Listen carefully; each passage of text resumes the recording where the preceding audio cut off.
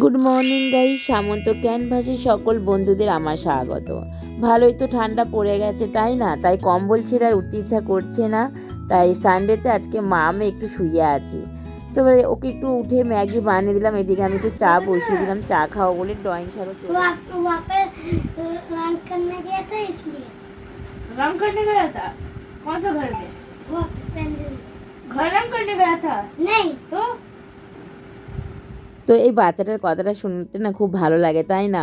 তো যাই হোক, এদিকে ড্রয়িং করাচ্ছে, এদিকে আমি রান্না বসিয়ে দিলাম। যেহেতু তোমাদের দাদা ভাই নেই বলে তাড়াতাড়ি রান্না হয়ে গেছে। গরম গরম ভাত আর পাবদা মাছের ঝাল আর কাটি কচু আলুর তরকারি বানিয়েছি। তারপর খাওয়া দাওয়া করে একটু রেস্ট নিয়ে বেরিয়ে পড়লাম ভূমিকাকে নিয়ে।